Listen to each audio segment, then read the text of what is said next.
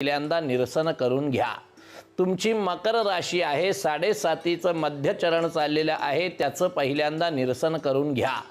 आता सगळ्यात महत्त्वाची गोष्ट की तुम्ही SSC GD काय म्हणाले ते मात्र काही कळालं नाही बा।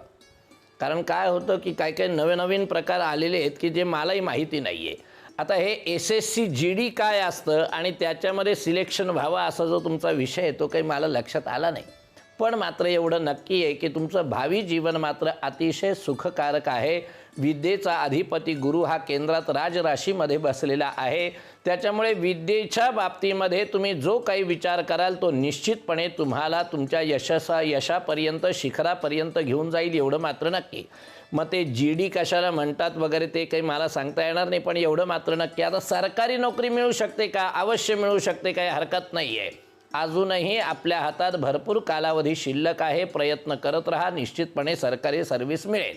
पुढचा प्रश्न आपल्याला विचारलेला आहे संदीप पराटे यांचा नाशिकवरूनचा प्रश्न आहे। त्यांचं स्वतःचं वास्तू आणि विवाह या दोन महत्त्वाचे विषय त्यांनी सांगितलेले आहेत। आता तसा जर आपण विचार केला तर वास्तूच्या बाबतीमध्ये तशी काही अडचण यायला नको आहे, कारण आत्ताचा कालावधी जो आहे तो जरी वास्तूसाठी खूप उत्तम नसला तरी सुद्धा साधारणपणे एप्रिल 2023 ते दिवाळीपर्यंत 2023च्या आपली नवीन वास्तूचा योग येऊ शकतो। राहिला प्रश्न विवाहाच्या बाबतीमध्ये, घरापासून उत्तर दिशेकडच्या व्यक्तीबरोबर विवाहाचे योग येतील, पण दोघांमध्ये वैचारिक मतभेद असण्याचा संभव जास्त दिसतोय। त्याचं कारण असं की पत्नी स्थानामध्ये शनी केतू युती संन्यस्त योग आहे आणि म्हणून थोडंसं समजून उमजून जर घेतलं तर मात्र उत्तम संसार तुम्ही करू शकाल आणि प्रगती आणि समृद्धी दोन्ही गोष्टी तुम्हाला प्राप्त होऊ शकतील। पुढचा प्रश्न आपल्याला विचारलेला आहे तो अमोल गायकवाड यांनी शिर्डीवरून विचारलेला आहे। काय विचारलं आहे की माझा छोटासा कंपनीचा व्यवसाय आहे पण आर्थिक परिस्थिती नाजूक आहे, ही आर्थिक परिस्थिती केव्हा सुधरेल अशा पद्धतीचा त्यांचा प्रश्न आहे। पहा असा आहे अमोल की तुमचा पूर्वाषाढा नक्षत्रावर जन्म झालेला आहे, म्हणजे धनुराशी आहे। धनुराशीला आपल्याला कल्पना आहे सध्या 7.5चा अंतिम चरण सुरू आहे। दुसरी गोष्ट तुमच्या पत्रिकेमध्ये केंद्रस्थ पितृदोष आहे।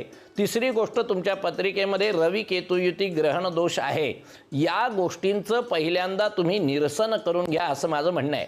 आता राहिला प्रश्न तुम्हाला तुमच्याच व्यवसायामध्ये लाभवृद्धी केव्हा आणि कशी होईल हा तुमचा प्रश्न आहे। माझं स्पष्ट मत असं आहे की लाभवृद्धीचा योग 2023च्या एप्रिलपासून सुरू होईल, मग मात्र पुढे तो तसाच अखंडितपणे चालू राहील, यात काही शंका नाही आहे। पण तोपर्यंत धीर धरणं, पेशन्स ठेवणं आणि व्यवसाय आपला चालू ठेवणं हे मात्र तुमचं कर्तव्य आहे, हे लक्षात ठेवलं पाहिजे। पुढचा प्रश्न आपल्याला विचारलेला आहे तो पुण्यावरून अक्षय जाधव विचारतात आहे की पत्रिकेत काही दोष आहेत का? कारण हातातोंडाशी आलेला घास निघून जातोय, सरकारी नोकरी मिळेल का? लग्न कधी होईल? भाग्योदय कधी होईल? आता पहा असं आहे, सगळ्यात महत्त्वाची गोष्ट अक्षय तुमचा जन्म कृष्ण चतुर्दशीचा झालेला आहे, त्याचं पहिल्यांदा निरसन करून घ्या। दुसरी गोष्ट तुमच्या पत्रिकेमध्ये केंद्रस्थ पितृदोष आहे, त्याचं पहिल्यांदा निरसन करून घ्या। तिसरी गोष्ट पत्रिकेमध्ये गुरु केतू युती, चांडाळ योग, मंगळ केतू युती, अंगारक दोष, त्याचं पहिल्यांदा निरसन करून घ्या। आता एवढ्या सगळ्या गोष्टी निरसन झाल्या तरी सुद्धा अजून एक गोष्ट बाकीच, कारण 7.5चा अंतिम चरण सुरू आहे, त्याचंही निरसन करून घ्या। आता सगळ्यात महत्त्वाची गोष्ट, या सगळ्या अडचणीतून जर दूर झाले तर मग मात्र आपल्याला पुढे म्हणायला हरकत नाही की सरकारी नोकरी मिळेल का काय कसं होईल। माझं असं स्पष्ट मत आहे की तुम्ही सरकारी नोकरीच्या भरोश्यावर राहू नये, प्रायव्हेट सेक्टरमध्ये तुम्हाला योग्य सर्व्हिस मिळणार, यात काही शंका नाही आहे। मग आता लग्न कधी होईल तुम्ही विचारलं, लग्नाचा ज्या वेळेला आपण विचार करतो त्यावेळेला असं लक्षात येतं की तुमच्या पत्रिकेमध्ये मंगळाची छाया तुमच्या पत्नी स्थानावर आहे, जिथे राहू बसलेला आहे, आणि त्यामुळे विवाहाच्या बाबतीत थोड्याशा अडचणी नक्की येतील, पण मात्र विवाह पटकन जर झाला तर सांसारिक सुखामध्ये काहीतरी बाधा निर्माण होण्याचा संभव आहे, आणि म्हणून माझं असं मत आहे की तुम्ही वैयक्तिक मार्गदर्शन घेतलं पाहिजे। पुढचा प्रश्न आपल्याला विचारलेला आहे तो पुढचा प्रश्न सोनाली यांनी पुण्यावरून विचारलेला आहे की मी टीचरच्या प्रोफेशनमध्ये आहे, जॉब करायचा आहे पण लागत नाही आहे, स्कूल जॉब मिळाला तर टिकत नाही आहे, यावर मला उपाय सांगा। पहा सोनालीजी, असं आहे की तुमचं मुळामध्ये क्षेत्र जे आहे ते अध्ययन अध्यापन क्षेत्र आहे, आणि आता त्याचा जो अधिपती आहे मग तो गुरु असो अथवा बुध असो, गुरु जो आहे तो तुमच्या लाभस्थानामध्ये आहे आणि शनी तुमच्या कर्मस्थानामध्ये उच्चेचा आहे आणि तुमचा राशीस्वामी रवी आहे. सगळ्याचा विचार आपण साकल्याने जर केला तर असं लक्षात येतं की याच वर्षामध्ये तुम्हाला तुमच्या इच्छेप्रमाणे अध्यापन म्हणजे शिक्षण क्षेत्रामध्ये निश्चितपणे जॉब मिळायला हरकत नाही आणि तो कालावधी साधारणपणे नोव्हेंबर-डिसेंबरचा असायला हवा आहे. दुसरी महत्त्वाची गोष्ट की जर तो जॉब मिळाला तर मात्र तो कसा टिकेल याच्यासाठी मात्र तुम्ही वैयक्तिक मार्गदर्शन घ्या. निश्चितपणे यातनं आपल्याला मार्ग काढता येऊ शकेल.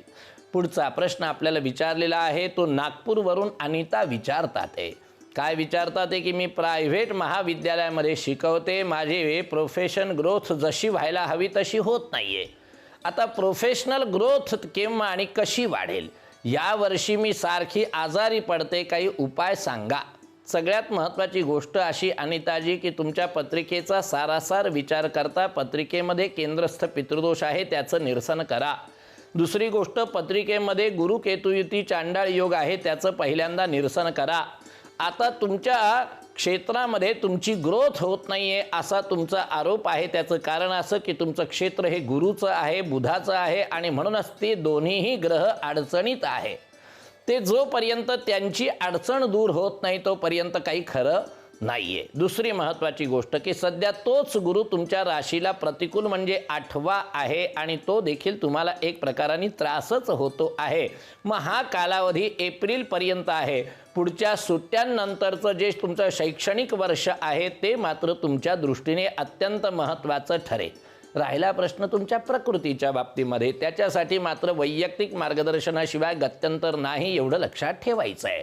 पुढचा प्रश्न आपल्याला विचारलेला आहे तो धनश्री परदेशी यांनी पुण्यावरून विचारलेला आहे.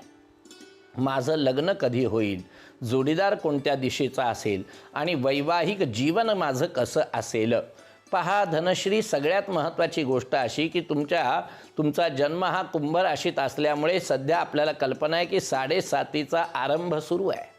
आता या बाबतीमध्ये तसा जर विचार केला तर विवाहाशी तसा काही अडचणीचा भाग नाही. मात्र तुमच्या पतिस्थानाचा अधिपती शुक्र हा राहूबरोबर गेल्यामुळे मात्र तिथे चांडाळ योग झालेला आहे. त्याचं पहिल्यांदा तुम्ही निरसन करून घ्या, हे सगळ्यात महत्त्वाचं आहे. घरापासून पूर्व उत्तर दिशेकडची व्यक्ती आहे, मनाजोगत्या क्षेत्रातली व्यक्ती आहे, मनाजोगतं भरभरून प्रेम करणारा व्यक्ती आहे, सुख देणाऱ्या व्यक्ती आहे, प्रगती होणारा व्यक्ती आहे, अतिशय चांगला आहे. आणि विवाह निश्चितीचा जो कालावधी आहे तो मार्च 2023 ते जून 2023 पर्यंतचा असा असणार आहे. पण तरीसुद्धा तुम्ही वैयक्तिक मार्गदर्शन घ्यावा असं माझं मत आहे. तर मंडळी, अशाच पद्धतीने प्रश्नमंजुषामध्ये आपल्या प्रश्नांचा भडीमार चालू ठेवा. आपल्या प्रत्येक प्रश्नांना मी उत्तर निश्चितपणे देणार. उद्याच्या भागामध्ये पुढच्या प्रश्नांचा